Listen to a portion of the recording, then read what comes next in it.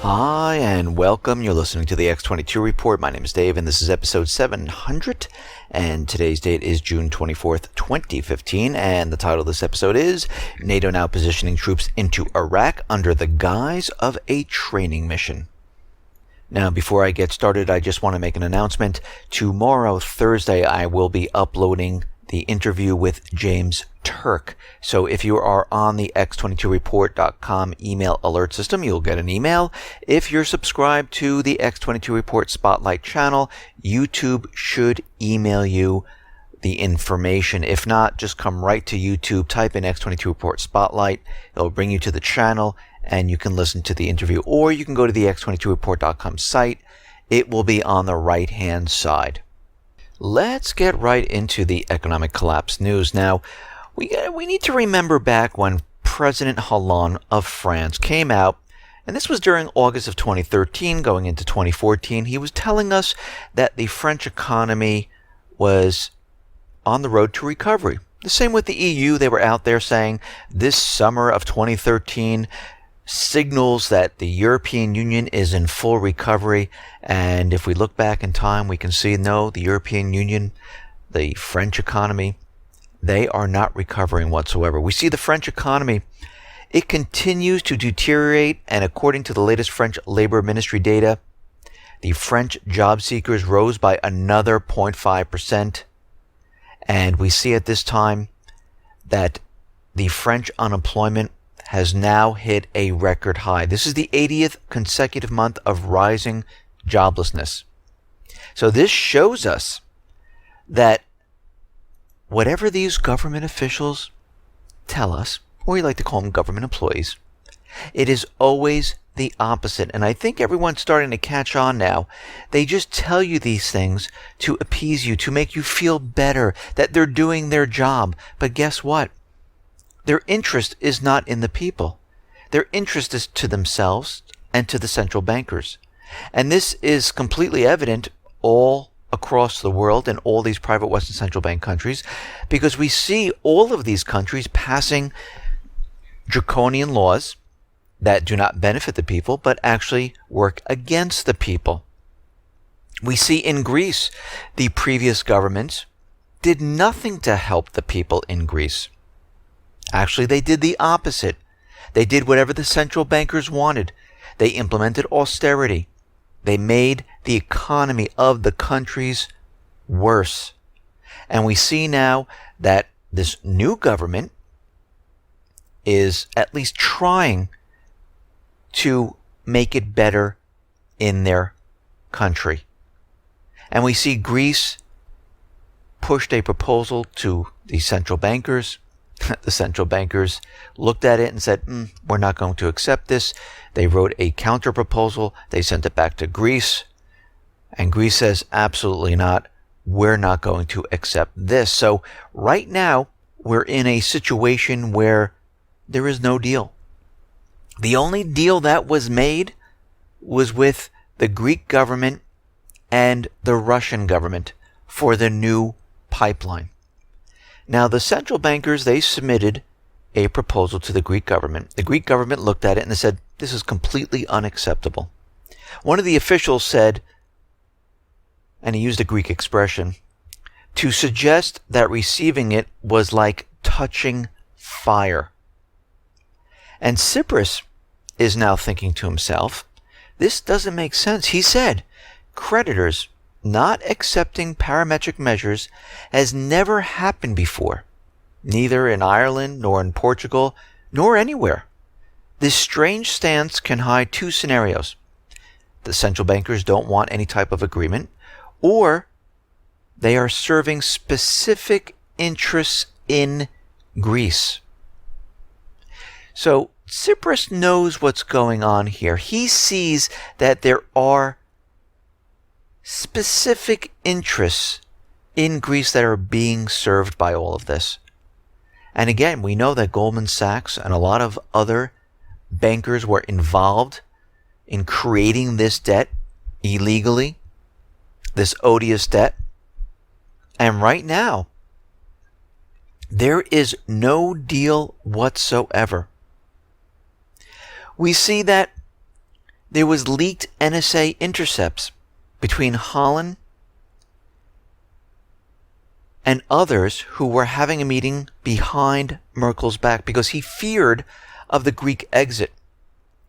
He was fearing the potential impact of Greece eventually exiting the Eurozone on the French economy. So he held secret meetings with the German Social Democratic Party leaders behind Angela Merkel's back in 2012.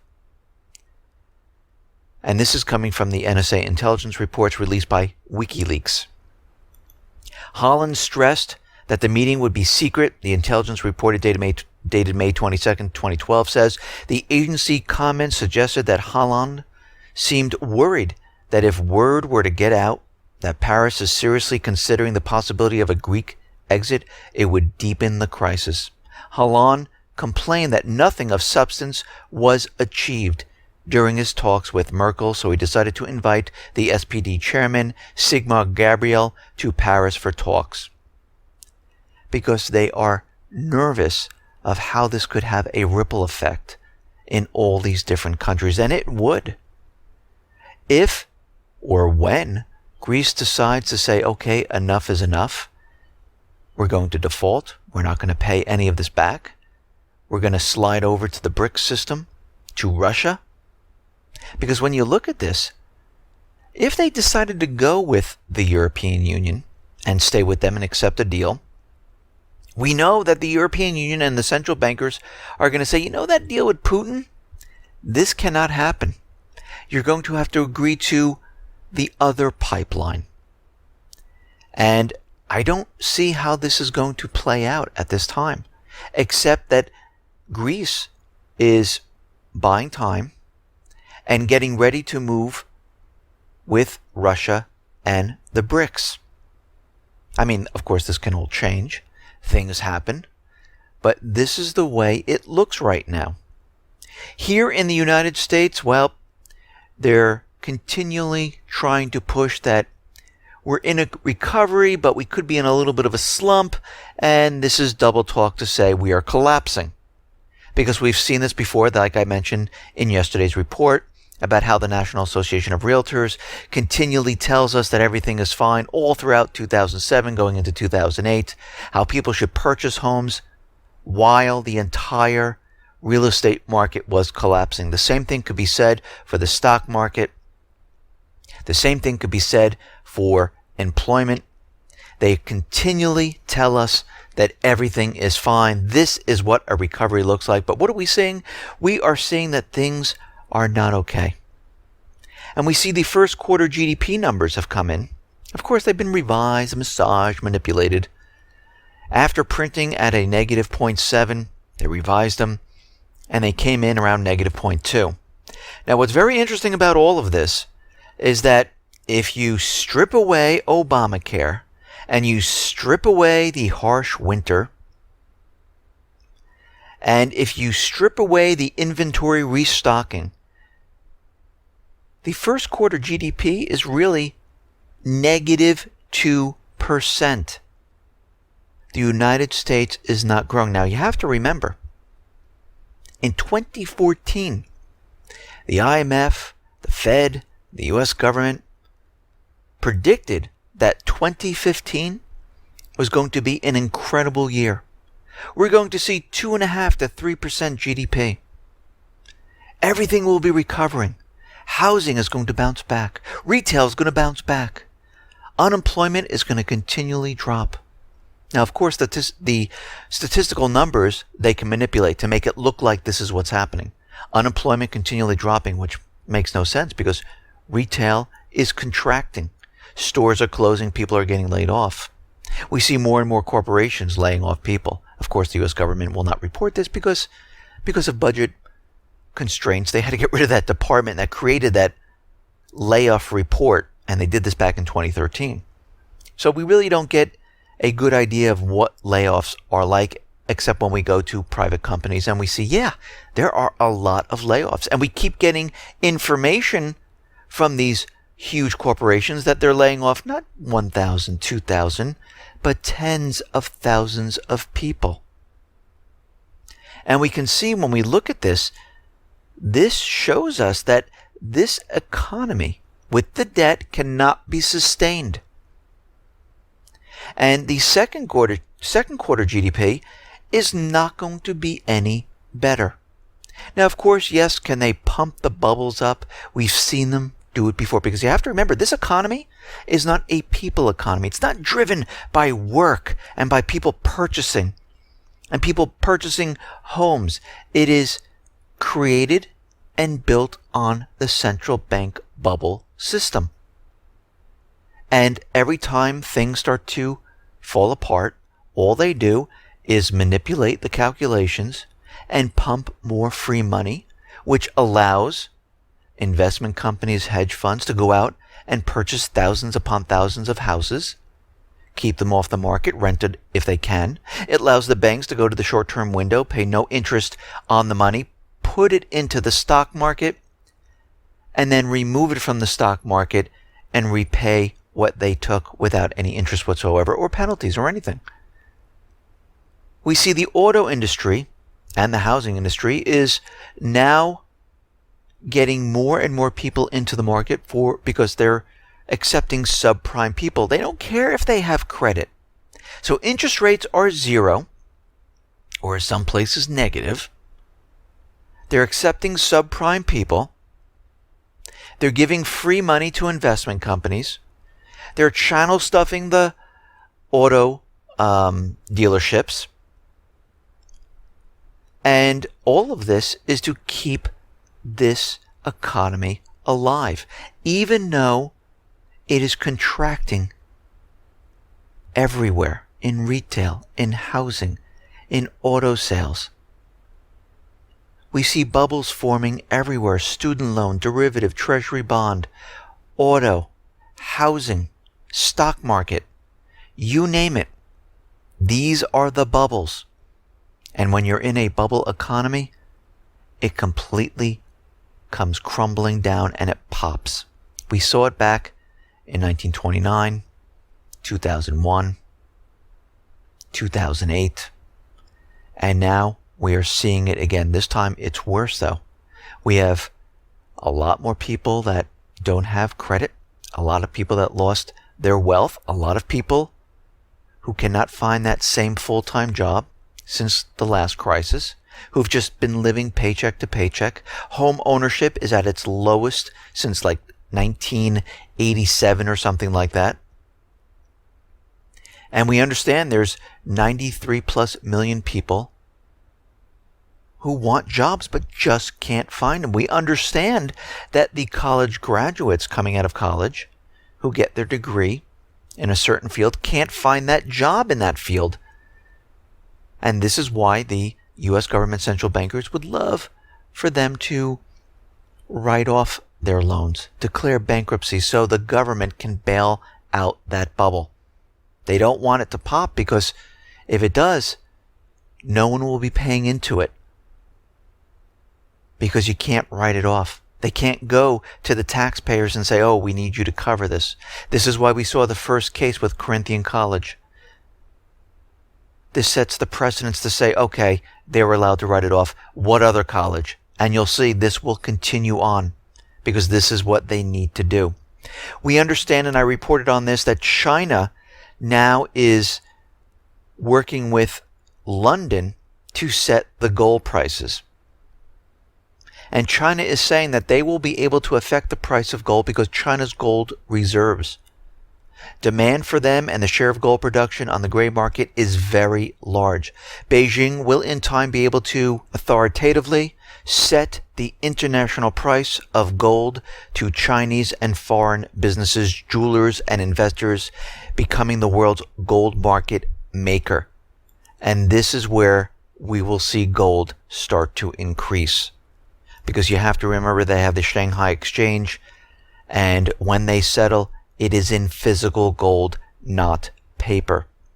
Now, we understand governments around the world, I mean, in Canada, Australia, in France, the United States, and other European countries, they have been pushing and chipping away at the people's rights. They've been basically creating these draconian laws We see here in the United States, they're trying to convince everyone that you really don't have free speech. There's a free speech zone 100 miles in from the border saying that you do not have any rights in this area. They set up cages and they say this is where you can speak freely. Colleges are setting up designated areas saying this is where you can speak freely. And Jefferson mapped out stages of government, and it looks like we are at the last stage of government. We are moving toward a government by sheer force. This is the third and final stage of government as identified by Thomas Jefferson. Traditionally, government begins to lose power, and as it does, it tightens the noose around the economy. And we have been seeing this. Think about it for a second. Obamacare, FATCA, TPP, carbon tax. This is the sign that the government is using force now on the people to keep everything alive because they don't have the revenue coming into the government. They also push out draconian laws, removing the rights of the people. They end up spying on the people. They try to remove the weapons from the people. And this is what we are seeing right now. We are in this stage. And along the way, the government likes to convince you that you still have a say in everything, that you still have your rights. And they do this with all different methods. I mean, one of them was the petition site that the White House set up. Because they set it up saying, you know, we the people have a right, and if the amount of people signing the petition reaches 100,000, the government will respond. Well, this hasn't held true, because with Edward Snowden, signatures went above 100,000, and to this day, the government has not responded to this whatsoever. Some critics say this service is a propaganda tool. The authorities answer the softball questions. You know, can Super Bowl Sunday be a national holiday? But anything political, serious, they avoid it. And this is exactly what they are doing. And we can see at this point that this is a propaganda tool to make you believe you have a say. But you can see the government doesn't answer those petitions that are serious. They don't answer the petitions that the people are worried about and have concerns. They answer things like, you know, should Justin Bieber be deported? Because those are not political. Those are fluff. And that's why they use it. But when we look at this, we realize that they have agendas. Thomas Jefferson is saying the government is now at the point that they're going to use force because the government is collapsing. The economy is collapsing. And this is why John Kerry signed the UN Arms Treaty back on September 25th, 2013. Doesn't mean it's ratified. It means that as Secretary of State, he signed it, he endorsed it, and they're waiting for this to be ratified. Now, what this tells us is that the UN and the U.S. government agrees they would like to disarm the American people. Right now, the United Nations, because of what happened in Charleston, South Carolina, is calling right now to disarm legal gun owners so that the only people with guns in America will be the heavily armed government and its agents. And they're trying to push gun legislation, and they're trying to push the UN Arms Treaty through. They use these type of events to push certain agendas, and we see this is being pushed right now. But in the wake of yet another horrible senseless shooting, of course we know this was all created by the government, picked out a patsy, made sure he was mentally disabled, mentally unable to operate unless he was on some type of medication. And when you remove that medication, things really get out of whack.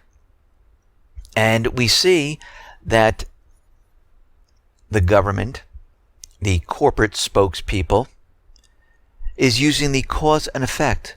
When something creates pain, they want to stop the pain. Cause and effect. Oh my God, we saw a mass shooting.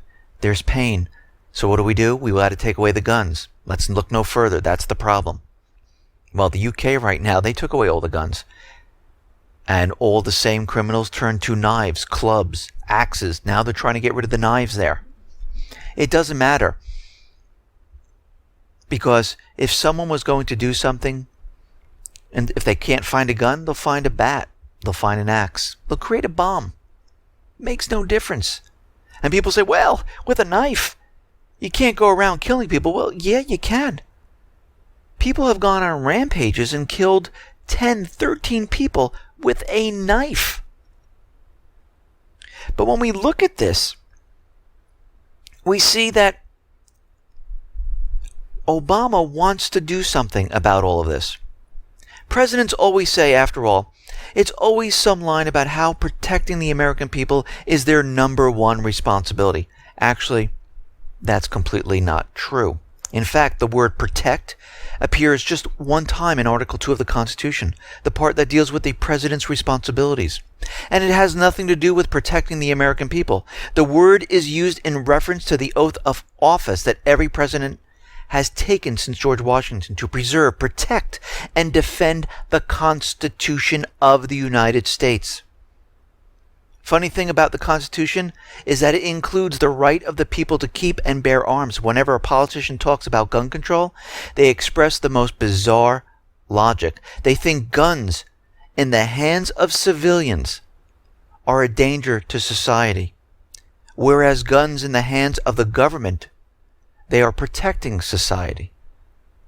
And whenever there's some heinous type of incident, like police brutality, they tell us that this is an isolated incident and it does not reflect the police community in general. It's only this instance right here, this event. So we should use the same logic, because they're out there calling for gun confiscation, gun laws, and we should say, no, this is an isolated incident. This is a person who's on medication. This is a person who was set up by the FBI to push an agenda, and it does not reflect on the millions of people who are responsible owners of firearms. One crazed lunatic certainly does not reflect everyone, does it? So the government is not there to protect us. They're there to uphold the Constitution and what it stands for. But again, they're not working for the people anymore. They're working for their own agendas. They're working for the central bankers. They're working for the corporations. They don't care about the people. They would love to remove the Constitution, the rights of the people. They've done it quite a bit. They're just ripping it apart. And we see, as time goes on, they will continue to do this. Now, the Pentagon's new thick book of instructions for waging war the legal way says that terrorists also can be journalists now. The description appears in a 1,176-page footnoted Department of Defense Law of War manual. The manual pushes aside the George W. Bush era label of unlawful enemy combatant for Al-Qaeda and the like. The new term of choice, unprivileged belligerent. The manual defines them this way. In general, journalists are civilians. However, journalists may be members of the armed forces, persons authorized to accompany the armed forces, or unprivileged belligerents.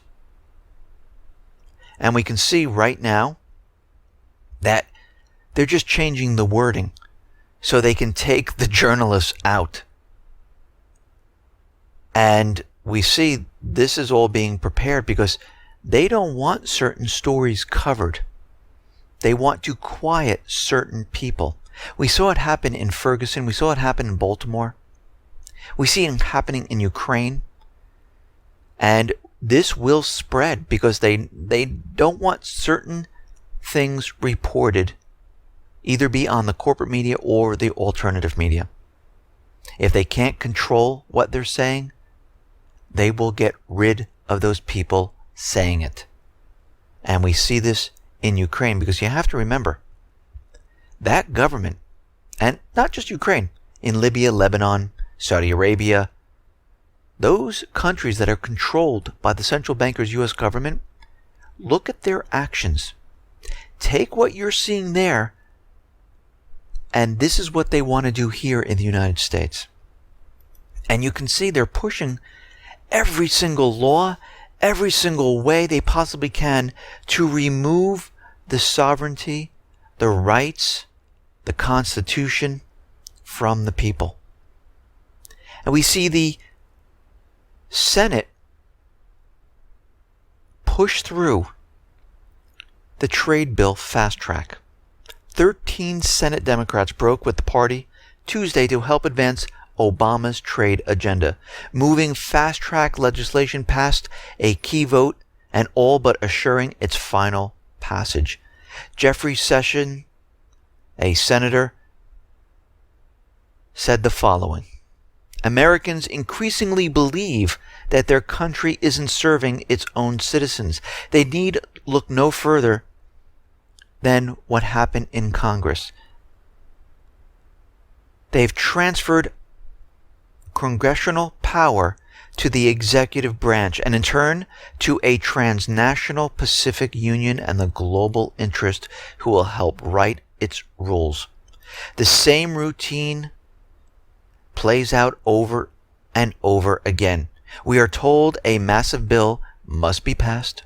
All the business lobbyists and leaders tell how grand it will be, and that'll be rushed through. It must be rushed through before the voters spoil the plan. Well, the ordinary American never asked for the plan. They don't want the plan. They want no part of the plan. They resist the plan. And those people who resist it, who don't want it, they are scorned and mocked. That they're crazy. This is good for the country. Like NAFTA. Like going to war in Iraq. Like Ukraine. It's all good for the country. No, it's good for the central bankers, the U.S. government, and corporate interests. It is remarkable that so much energy has been expended on advancing these things that Americans oppose and preventing the things Americans want. Because again, the government does not exist. It's not for the people, by the people. It is for the bankers, for the corporations. Thousands of loyal Americans have been laid off and forced to train the foreign workers brought in to fill their jobs. And what does Washington do? Absolutely nothing. They pass laws that accelerate this process. They're not bringing back jobs. They're not helping out. They're not spurring economic growth. They're not doing anything for the people. They're doing everything for the corporations and the bankers. This is what we are seeing today. We see out in Armenia, riots, protests are being pushed, and guess what? It's being pushed by the United States government central bankers. Thousands of people took into the streets in the city protesting increased electricity pricing. The rallies ended in violent clashes with police. Protesters are rejecting an offer to meet the Armenian president. No, we don't want to meet with him because that would solve the problem here. We want to sit in the street. We want to continue protesting. We don't want to meet with anyone and discuss what's going on. Instead, they rather protest. And this is starting to look like what happened in Ukraine. Armenia is now close to a coup d'etat because the people are coming out with firearms. People are out there and they're being backed by the United States government central bankers. The people want democracy. They want fair electricity prices. The government must fall. Now, of course, once these people, if they should do it, take over Armenia, those people who object to the puppet government, they will be called terrorists. But right now, the United States government central bankers want the government overthrown. And when we look at this, this is starting to look like what happened in Kiev. And we have to understand, why are they doing this in Armenia? It makes no sense unless you look at what's going on in Armenia. Protocol number 5 of the American-Russian Agreement of 1995 extended the deployment of the Russian military base till 2044. That was signed in August of 2010. Right now, Gazprom is going to purchase the Iranian-Armenian pipeline.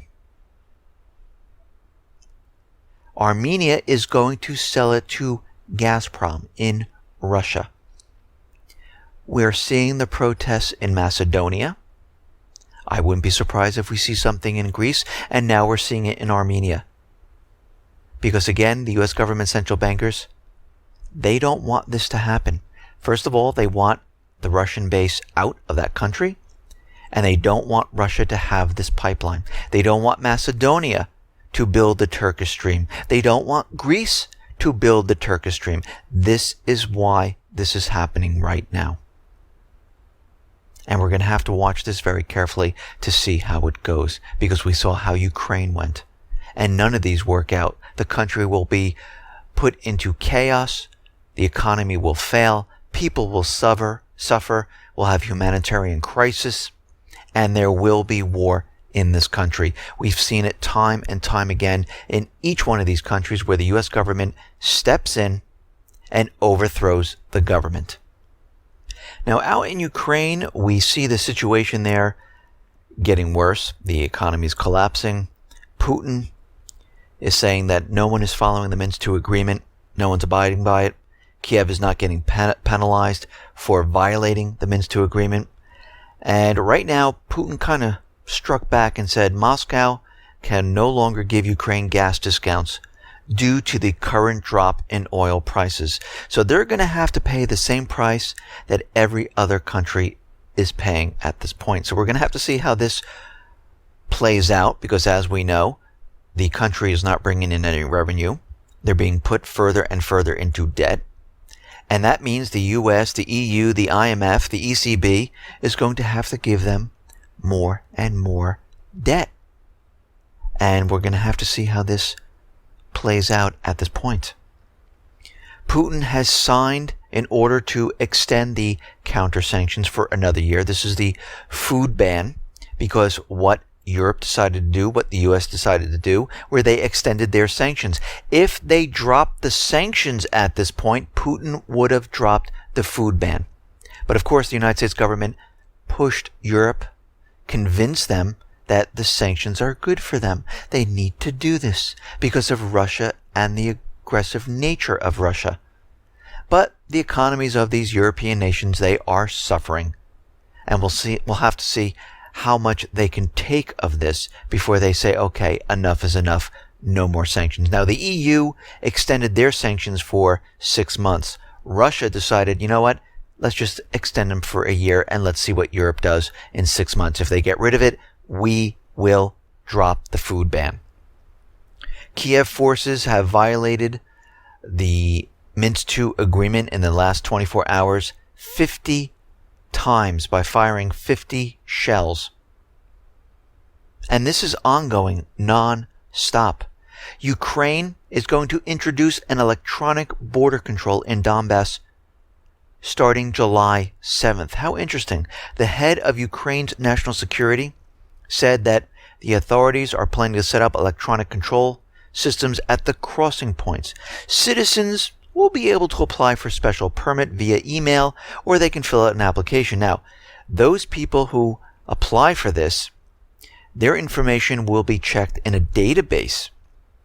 And if you are part of the terrorist force, you will not be able to cross. And you can see what they're doing is they're correlating all the names right now in this database. That's the purpose of this, and to keep people from going in and out, and to keep track of what's going in and out, and to keep people and the forces in a certain area. And what we're seeing right now is control of the Donbass region. And the people in the Donbass region are saying, well, wait a minute, you can't do this, because under the Minsk II agreement, point 9, reinstatement of full control of the state border by the government of Ukraine throughout the conflict area should start on day 1 after local elections and end after the comprehensive political settlement. They had no elections. Again, not following the Minsk II agreement. They don't care about the Minsk II agreement. They're getting ready for a major offensive. And every action that we're looking at shows us that this is the path they are taking. Now, we understand with Iran, the sanctions were put in place, and the sanctions really hurt the oil sales of Iran. And basically, when the sanctions were introduced, it cut the export of oil from 2.6 million barrels per day down to 1.4 million barrels per day, almost in half, because Iran was selling the oil not using the dollar. They were using any currency, gold, and they wanted to stop this. This is all about taking control of the country and the natural resources and propping up the petrodollar. This is why we see all these talks about nuclear reactors. It has nothing to do with nuclear. They're not creating a nuclear weapon. The IAEA is in there inspected, never found a thing. They signed the NPT. They have numerous inspections. There's no proof anywhere. Actually, a lot of the documentation was created by the CIA and Israel. And a lot of it is completely fake, phony, and false. And they've never found anything. Right now, we understand the situation in the Middle East is getting worse. The people in each one of these countries are fighting back. And NATO right now is poised to announce the return to Iraq. Of course, this is for training. And we know that this has nothing to do with training. This has nothing to do with advisors. This is bringing in forces into a certain area. Now, remember, the authorization for war has not been signed here in the United States, so it's very difficult to bring in the forces they need into Iraq to push the people back and then eventually get into Syria. And then have those same troops, because as we know, the authorization for war allows the U.S. to go after the Islamic State. And they can go into each one of these countries. Without it, they cannot. So they need NATO right now to help out. And this is why NATO is coming down into this area.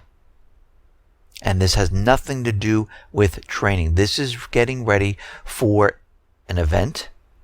And it's getting ready for a major offensive into Syria and the rest of the countries where they're losing control. We see the U.S. is out there saying, okay, we admit it. We've been paying the Syrian rebels about $400 per month. Now, we knew about this. We reported on this long time ago. We actually had other individuals come forward saying that they were paid for each recruit that they get into the Islamic State. Now, of course, when this came out, everyone said, this is crazy. The U.S. is not paying salaries to these people. That's conspiracy theory. Now it's true, because guess what? The truth has come out. And the U.S. has no explanation for it, so they have to admit it. Okay, we admit it. We're paying the mercenaries to remove Assad. That's basically what they're saying. And this is what we're seeing right now. We see more false flags. We see missiles, actually bottle rockets, were fired into Israel from the Gaza Strip. And of course, the Islamic State is taking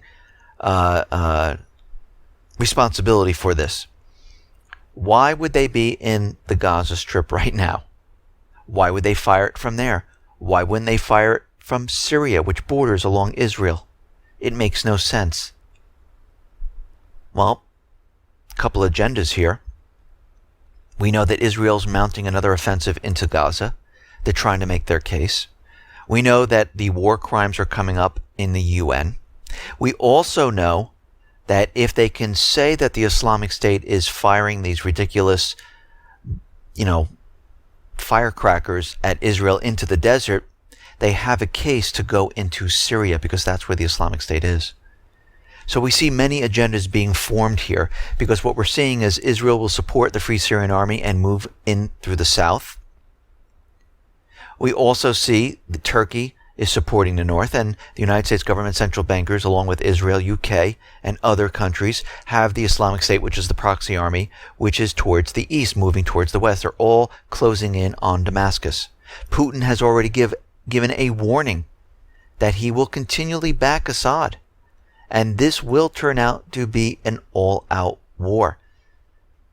Now, we have U.S. government officials, security experts out there saying that these cyber attacks from China, Russia, that got all the federal employees' information, this is very dangerous because these countries could sell the information to the Islamic State. Look how they're trying to take all of this and put it all together to make us believe that we're going to go to war with the Islamic State, China, and Russia. This is what they're trying to do. They're trying to connect the dots. And they're saying that this massive breach of government databases is very worrying because China could decide to use the data for its own purposes, sell it to the highest bidder purely for profit, and they could sell this to the Islamic State just to get back at the United States, which is absolutely ridiculous. We know that these breaches were caused by the NSA. We know this is being done for many different agendas to make it look like another country is cyber attacking the United States, and the other agenda is to get the cyber legislation through. That's all it is. It's almost like when we heard the warnings coming out from DHS that there are terrorists in the mall. Now, during this time, they were discussing the budget, and DHS might not have been funded. So they made up all these warnings. As soon as they were funded and the budget went through, the warnings just disappeared.